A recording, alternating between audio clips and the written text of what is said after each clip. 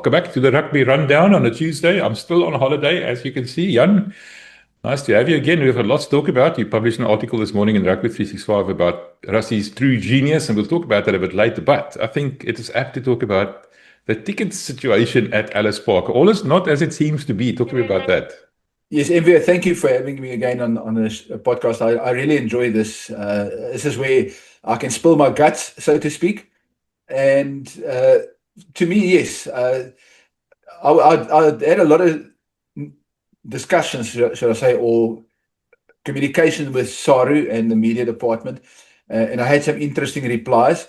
The one thing that I noticed, there were two things that I need to speak about. The statement they put out on Friday about how untrue, factually inaccurate our reports were, which is part of their smoke and mirrors campaign. And then also the 52,000 they said that were there on Saturday. So I have the following two questions for SARU, and I will reach out to them and ask them these two questions. How many of those 52,000 tickets were sold after they slashed the prices? Because it was severely slashed. I mean, your 900 Rand ticket was for 600 or 950 Rand ticket was 650 Rand, and everything was slashed. So how many, the surge in sales was, how much of that was after the prices drop, the drop in price? And then also, I know for a fact that a number of tickets, a substantial number of tickets were given away for free. So the guys who paid full price, if you paid 3,000 Rand, you're going to be miffed, because I have at least 10 family members who I personally know that received free tickets. They went to Ellis Park. I mean, on a Saturday morning, you decide, I've got free tickets, I'm going to Ellis Park. And they went. So they didn't pay for the tickets, they went for free. So how many of those, so my question to, how many and who gave those tickets away, and how many of them were given away? I suspect some of this were the corporates or whatever tickets, but SARU, to me, SARU still, I know there's this fight with the suite holders at Loftus game, and we'll discuss that now, but SARU is busy with smoke and mirrors, and unless they give us straight answers, which they're not. I mean, that three paragraph statement they put out on Friday was definitely not, that was just covering their tracks. And like I say, and I'll use the term again, it was just smoke and mirrors, because I know, because on Thursday when I did another follow-up article about the slash prices, I could check on the booking agencies, and I could check that there were at least, if you ask how many tickets in this block, how many tickets, you could quickly work out that there was about 30,000 tickets still available. So they had sold roughly 30,000, say 32,000 by Thursday. So I suspect maybe they sold 35, maybe 40, who knows? I don't know how many tickets, because if they tell us how many they were sold when they slashed the prices, it'll give us a better idea. But they were definitely, that statement was definitely smoke and mirror. So my question to SARU is, how many tickets were really sold after the drop in prices, and how many tickets were given away, and who gave it away? Because I know for a fact, because I have family members, at least 10 family members that had tickets. So if you get a group of 10 or a packet of 10 tickets that goes into the open market for free, imagine the oak that pays 3,000 Rand and sits next to you in the stand and find out that you got there for free. He's going to be very miffed. No, that's they said the president now. There's an Afrikaans saying, jy het 'n lat vir jou eie gat gepluk. That translates, I don't know how to translate. And that's a big one. That's a big one. Yeah. So they just need to be honest. They right from the outset, they needed to say to the public, be transparent. Say, listen, we maybe overestimated the ticket prices. We are working on a solution, and leave it at that. But be honest. Don't pretend, come on a Friday when you know that you suddenly had a surge in sales because you slashed the prices. And then people started giving tickets away. Now you say, oh, woo, look at, we're going to have a lot of people there. So, yeah, they said their goal was 90% of ticket sales, of capacity. 52,000 is not exactly 90%, but it's pretty close. So if they want to spin it, they can say, oh, we did get close to our goal of 90%. But in reality, they got there because they slashed the prices and then gave tickets away for free.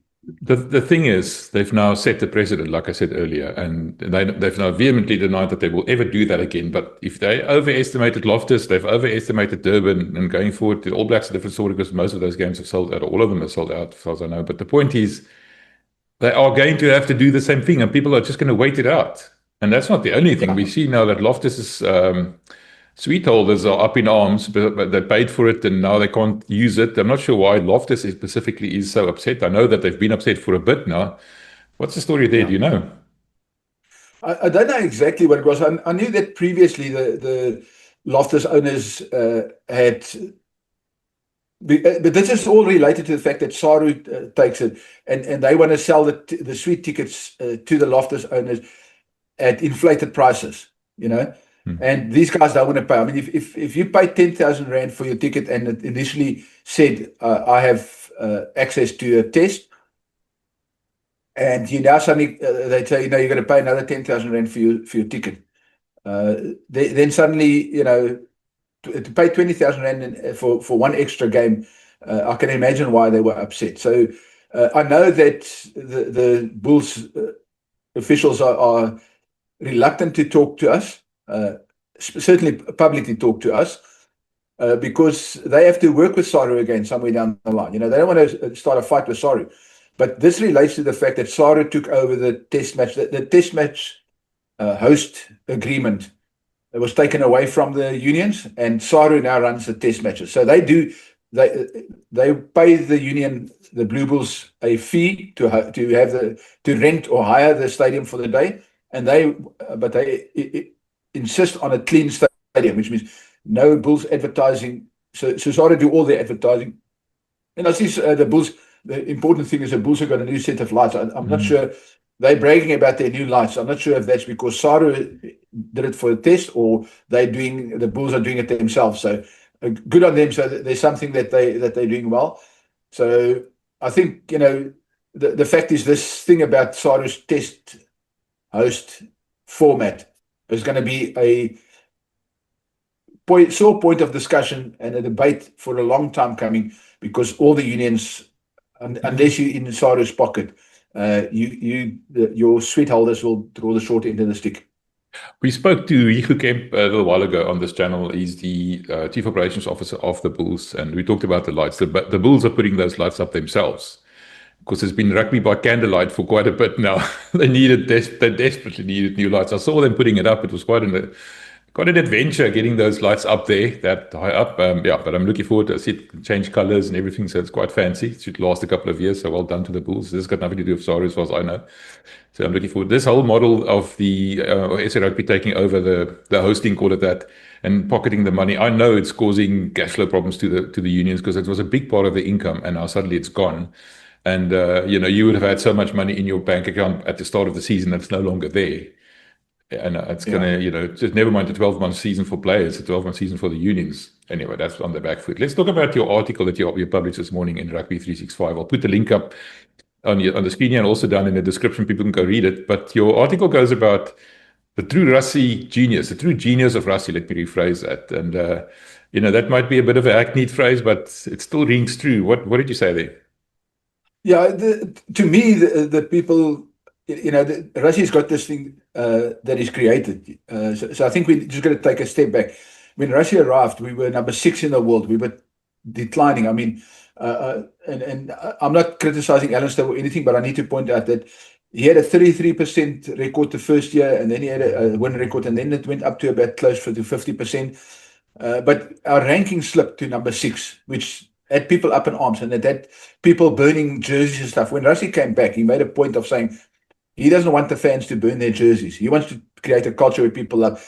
So he's created that culture. The players believe, the players are bought in, and Rassie has taken us to number 1. So he's now on a 10-match winning streak. We haven't lost a match since September last year. I think our last loss was against the All Blacks in Auckland. So, but Rassie himself is on a 10-match winning streak. You know, one of them includes the Barbars game, which is a non-cap game, but still 10-match winning streak. And so everybody looks at these numbers and how great, and they're great. I mean, it's wonderful. I think what people are missing is what Rassie is doing with the team. So part of this article points out that, and Rassie said that he mentioned in passing, and very few people picked up on it, in his post-match press conference after the England win. He said they are without 8. You sit up and hold on a second. And then he started mentioning them, Eben is out, Loot is out, Franco is out, Riley is out, Salman Murat is out, then there's Venter, the Lions flank lock that Rassie wants to turn into a number 4 lock utility like Peter Steff. I'm not talking off the top of my head, but the other 2 is in all 8 is in the article. So when Rassie mentioned this, it made me sit up and think. And then I went and did a bit of research and looked at things. And one of the things that we've got 8 locks out. We still got enough depth. So on Saturday against Scotland, Rowan Orkeel will start at lock, and Cobus Wiese, the 2 Bulls locks for the last few years, or for this past season at least. They're the starting pair. And then people say, oh, but we haven't got lock cover on the bench. Actually, we got 3 players on the bench, all 3 loose forwards, who can all play lock and have played lock. So Ben Jason Dixon can play lock. He came on at the weekend against England, and he had a stunning game. I thought he really cemented his place in the Bok team. He had a really good game.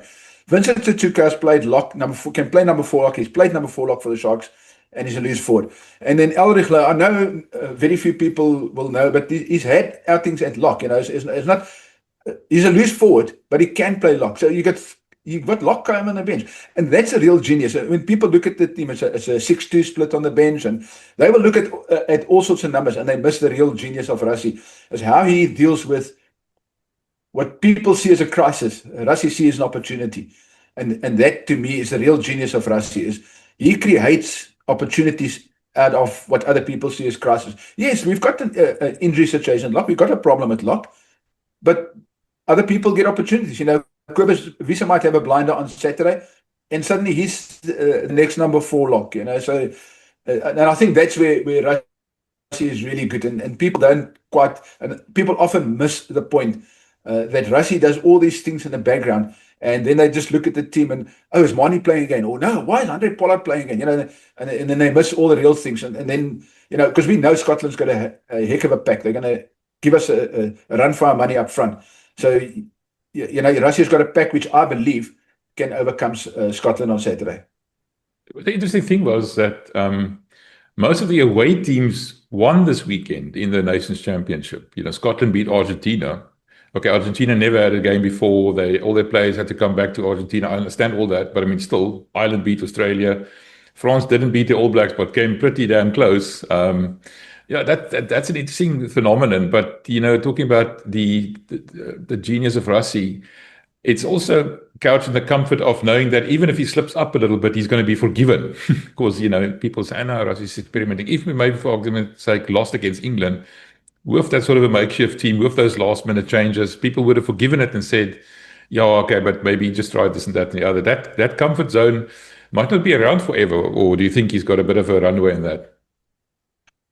I think Russia is busy creating people, and yes, I understand that one loss could change the sentiment towards Russia. That's just the nature of the Springbok fans. We all just want to win. We think we're invincible. When I was 16, I thought I was invincible. I still think I'm invincible, but I know that I'm getting older. So yes, there comes a time when you have to. You're gonna run into a wall, and the wall's not going to give way. So. But Rassie is still building towards the World Cup. And I think he's also building towards 2031. That's why all these young players are coming through. And I think we'll see a less rotation next year. But this year, Rassie's already said it. And that to me is the other geniuses. Like you said, people are going to say, oh, he can be forgiven because he's doing this and we're winning and we're still number 1. I think he's going to keep doing it, even if we do slip up somewhere.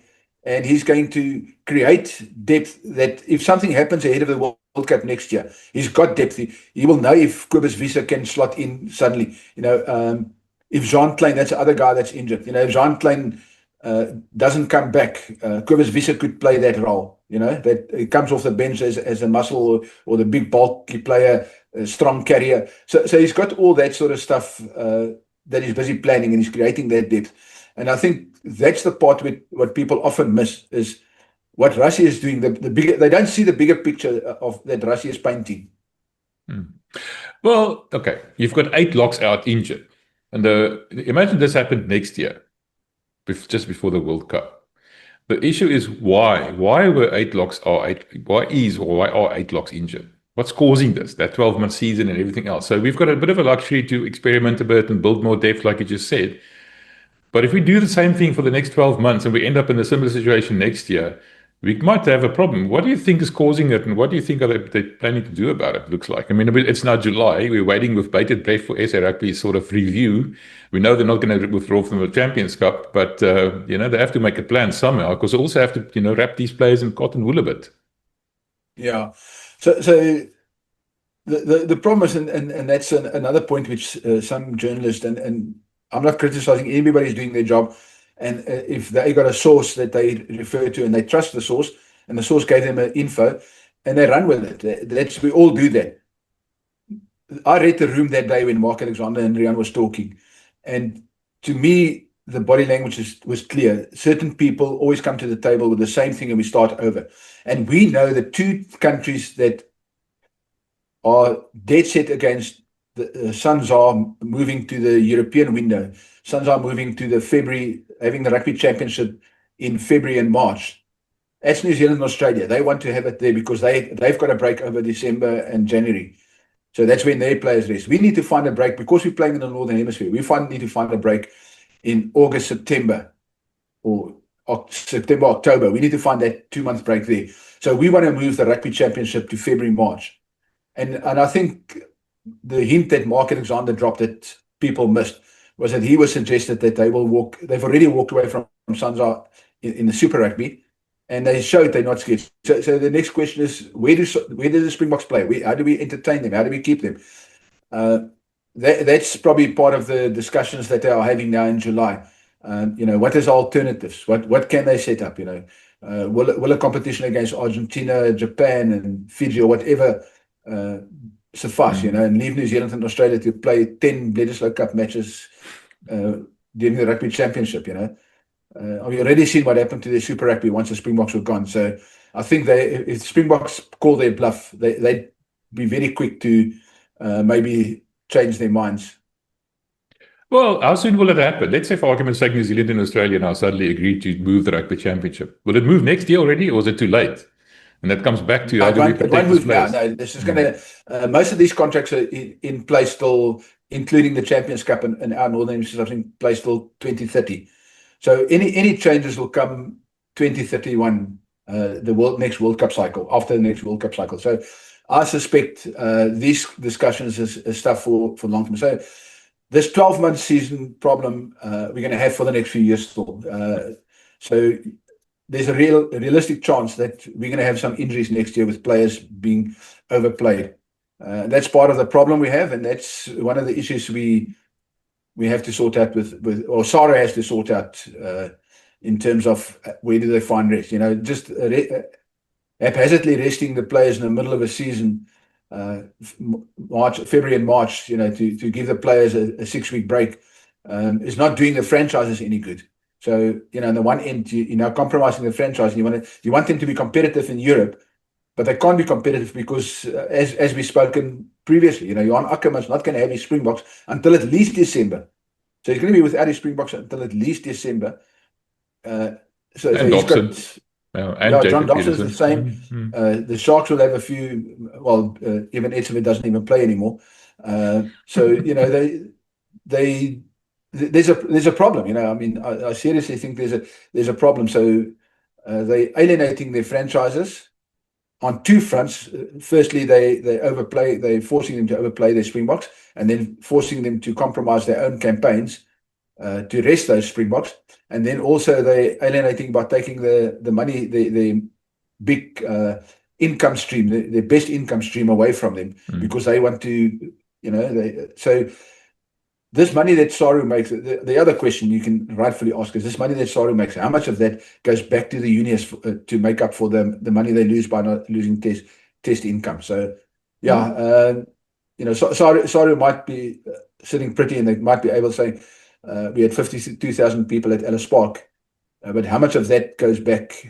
How much of that really is money, and how much of that profit, so-called profit, goes back to the franchises so that they can supply another batch of Springboks to the national team? You raise an interesting point here. I've had several discussions with certain senior members of management of the unions, and one thing that I was told was, for example, a round of 16 game overseas makes more money than a UFC final at home. So if you can get your franchises up to strength and they can actually compete in these overseas Champions Cup, Challenge Cup finals, supposedly most Champions Cup, they can make up the lost income. They're losing, with the test model that's now changed, but they're not allowed to have their players. That's a bit of a catch-22, don't you think? Yeah, absolutely. No, that's part of the problem that SARU is creating by forcing the players to forcing them to rest. And because they have also remember they haven't had the frontline players, the Springboks, because Russia's got 46 players in his squad. That's apart from the guys who are injured and not in the squad. So, you talk about at least another 10 players. So you got, let's say 50 players. So every franchise is at least 10, 12 players missing. Well, not every franchise. The Lions is less. On average. So, yeah, on average. But let's say the other three, Sharks, Bulls, and you're talking about 12, 13 players per franchise that's missing. Even more, 15 perhaps, and then the Lions fill up the gap, and a couple of overseas players and so on. But the reality is that the franchises have to start a campaign without their main players and then still rest their players during the season and then are expected to be competitive. It's unrealistic because they don't have the budget to compete. They can't go buy an RG Snyman or a Bone Venter. Well, the Lions now got Bone Venter, but you can't go like Leinster does, go buy RG Snyman and Rico Ahani to fill those gaps and let them play, and you have these international players that play for you while the other players in Ireland, because that's the type of player you need when your Springboks are away. So you've got that type of international standard player. Right, let's talk about the rugby for a bit. Saturday's game against England, 2 late withdrawals, dropping the average age from 31 to 27. Still a fairly experienced side. Just briefly, before we talk about the team against Scotland, what was your impressions of that game? With the upsets and the upheavals, let's call it that, did they perform adequately? I thought it settled down a little bit in the second half when Ben Jason went to lock, like you mentioned earlier. Pieterse moved back to number 7 flank. I wonder if they shouldn't have started like that, maybe. Yeah, not necessarily. I think Rassie had a specific game plan he wanted to play. And I think the big thing was the game plan works exactly like it did against Australia last year at Ellis Park. The same situation. Went up 17-0. We looked in complete control. And the players got overexcited and started the concentration drop because it was almost too easy for them. And then suddenly they allowed England to come back into the game. The big difference this time was that halftime, they had a good, it was 17-14 at halftime. They had a good chat, and Rassie obviously made changes, and the players, the team itself, unlike last year, didn't panic. So they showed that they can overcome, a lack of concentration. You can get focused again. You start getting your mind back in the game, and I think that's a big difference from last year. And so, yeah, I'm happy with. I think Rassie said better than adequate or something like that. I think it was a 70-80% performance. There were a lot of good things that we did, and to me, I think Manie had a good game. I think Manie, the fact that he doesn't have to kick, that he doesn't have to get the goal kicking in his head, he could focus on his general game, and that showed. So yeah, having Cheslin kicking and having Manie just be the fly off works. So there's little changes that Rassie does that people often miss. Cheslin Kolbe is not a 80-90% kicker, but he's adequate. And if you score more tries than the opposition, you don't have to kick all your goals. So yeah, I think it was. I would put it at 70-80% performance, and I think we're just too good for England. England's got a problem. They're a team in decline, and the fact that they had to leave Murray Itoje at home tells me there's something amiss in that team. And yeah, and they're also relying on some very senior players, and they haven't got depth coming through. So if you think of it, if England has to lose 8 of their frontline locks, What do they have? Yeah. You know, I don't watch a lot of Premiership, but what I do watch is the depth or the quality in terms of tight forwards in the Premiership is not as great. Their best prop in the Premiership was a Springbok, Thomas du Toit. You know, so it tells you a lot that you want to know about England's game, where their game is. You know, they've reduced their competition to a 10-team competition. You know, and then 8 of those 10 teams go straight into the Champions Cup, where they can't compete because they I mean, if you're 8th in the Premiership, you don't belong in the Champions Cup because that's a competition for a real Champions team. I mean, we had 3 teams this year, and only 2 of them were competitive in the Champions Cup or semi-competitive in the Champions Cup. I mean, the Lions struggled in the Challenge Cup, and then they focused on the URC, which was right. You know, now they're getting to the Champions Cup. Maybe they can attract a few more players and a few more sponsors. Although that seems unlikely if rumors are true that the sponsors are queuing at the exit door. Or entry door. Well, we saw a couple of players making, Boeta Chamberlain coming back to the Lions now. You know, it was at the Sharks and the Bulls, then Newcastle, Red Bull, now it's back at the Lions. Hiram Andrews, all these signings are not really big name signings. You would have expected a bit more fireworks. Buan Venter, basically the marquee signing, but yeah, we're not here to talk about the Lions.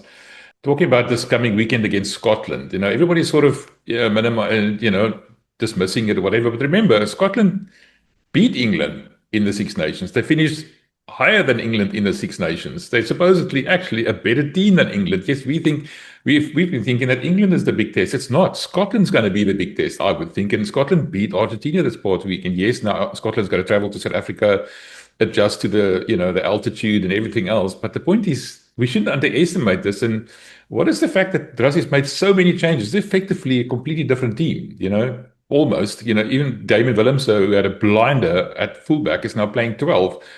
Like I said earlier, lots of experimentation all the time. But are we not maybe, dismissing Scotland too early? No, definitely not. I think the reality is Rassie had this planned out. He said before the England test, before they actually started prepping for the England test, I specifically asked him the question about, how much he's going to rotate. And he said he's going to continue to rotate for the rest of the year. So that was clear. He was going to continue to rotate for the rest of the year. I think I touched on it earlier as well. He's real genius. He's got a plan in place. So this plan, in that press conference, he also said to me that the players know who's going to play in which test. So this team has been preparing together. They've been together. So these guys knew before the England game that their run comes. So Pollard would have known, him and Ambrose would have known they're starting this test. So they can prepare for this test. Fassie would have known. He would have had Edwill. Jesse and Damien said Kane and Evan Roos knew, he was going to play. Now he's got Paul de Villiers there. Ruan and Quibus would have known that he was going to play in this game. Wilco would have known that, he had a bit of extra time to get into shape. Grobbies, we know, and Bone would have known, So Jan Hendrik knew he was going to play that dual role off the bench again. Mchunu knew he was going to play. Porthen knew he was going to be in both games. Ben Jason Dixon knew he was going to play off the bench in both games.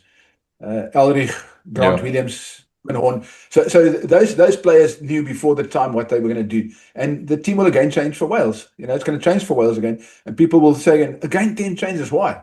Because that's what Rassie planned. He knows exactly what he's doing. So I don't think he's underestimating Scotland. I think what he's doing is he's got a team that he thinks can beat Scotland comfortably. So we might play a bit more conservative game, and people are going to say, Andre Pollard can't play.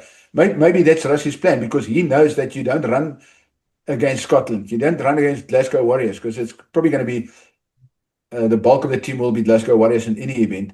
So you don't make the mistake of running everything at them. You put them in their half, and then you pressure them with the defense, So those sort of plans were put in place before the season even started, and Rassie is just following the script, Yeah, will there be hiccups along the way, like losing Eben and Sia? Yeah, but Rassie's got a plan. He's going to fix it. And so, yeah, no, I don't think we're underestimating, to answer your question. No, we're not underestimating them. I think it's a plan that's in place and Russia is sticking to the plan. And that's why the players trust him. Because if you get told you're going to play in that game and suddenly Russia say, ooh, things didn't go lucky in that game. Maybe I want to give that guy another chance. No, I said to you, you're playing, you go play. You got to carry us this week.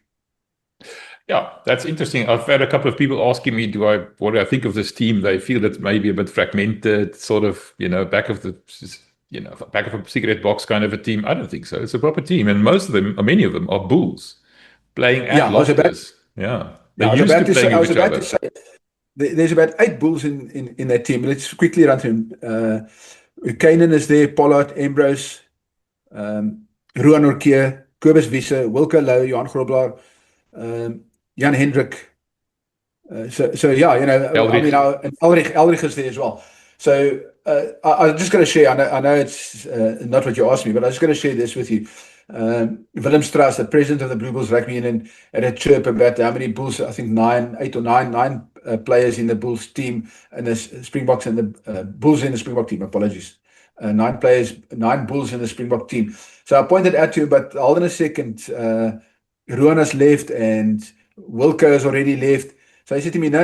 I'm still paying their salary. So as long as I pay their salary, they're my players. So yeah, I mean, it's just a bit of humor, but that's Willem's dry sense of humor. I like it. I love it. So, but they played. The fact is, they played together. On a serious note, they played together this season. Everybody said, "What did they do?" They went and beat Glasgow. They played. Those guys played against Glasgow and they beat them in a semi-final away from home. So they're not going to be scared of these guys. They know these guys. They know how to beat them. They know that they can be physical enough and match up to them. So it comes back to the fact that Rassie knows what he's doing. And cliche as it might be, he's picking horses for courses because he thinks this is a combination that's best suited to beat Scotland. Yeah, I agree.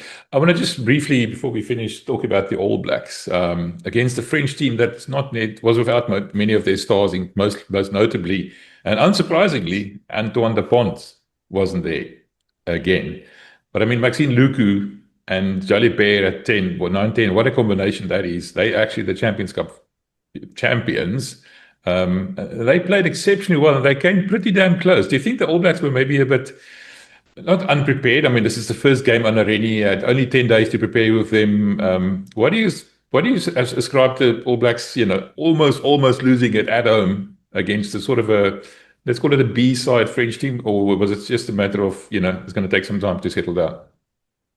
Yeah, it's difficult to assess really on one game, but there were clear signs that they will be playing a more expansive game. They want to. But then you got to understand that if you play against quality teams, they're not going to allow you to just run around nilly-willy. This is not Super Rugby. Defense is still important. It's Test rugby. People is going to put pressure on you. So it worked in the early stages, and then the French got on, and the French started closing that. They started getting more aggressive on defense. The significant to me is that this French team was basically a Bordeaux team, the Champions Cup winners. So the bulk of the team was the Bordeaux team, and they had time to rest because they didn't play in the French top 14 final. So they had time to rest and prepare, and they went to New Zealand. And they're not a bad team. You don't become European champions if you're a bad team. So there's some really quality players in there. If you look at that French team. So you mentioned the scrum off, fly off now. They understand each other. They know exactly what they're doing, and they drove that French team, and they got them into positions. So, yeah, this French team is a very good team. We're going to be France at full. We're playing France in November in Paris. It's going to be a massive game. If we're still number one, imagine. Last year we beat them quite comfortably, but I think that it's going to be a different team in Paris this year. Yeah. It also depends what type of game they're going to be playing. Yeah. Anyway. Okay, Jan, there's lots to talk about, but we'll do that next week again after this Scotland test. I'll be talking to Franco Smit today, later on. So any ideas, any questions, shoot me a message. I confirm. So I'm looking forward to that. Ask Franco to talk Afrikaans to you. He loves talking Afrikaans. No, I will. I definitely will. I'll throw in the occasional Afrikaans word, but still, I'm going to ask him about what he thought about the Springbok performance against Scotland. And also, now, like you just said, most of the Scotland team will be Glasgow Warriors. His players. I want to ask him about that. And obviously, he's not going to give away any secrets, but love to hear what he says. Maybe if he thinks they'll move too far away from the Glasgow game plan, because I didn't see the Scotland Argentina game, so I don't know what type of game plan they played. But it'd be interesting to if he thinks the Scotland, because there's only two franchises in Scotland, so it's a bit like Italy. You know, they all the players know each other. They all play together, either for one of the two franchises, and when they get together, they sort of play the same game plan. So maybe that's something to touch on with Franco. I'm looking forward to it. Thanks, Jan. Appreciate it. We'll do it again next week. Always. Thank you very much.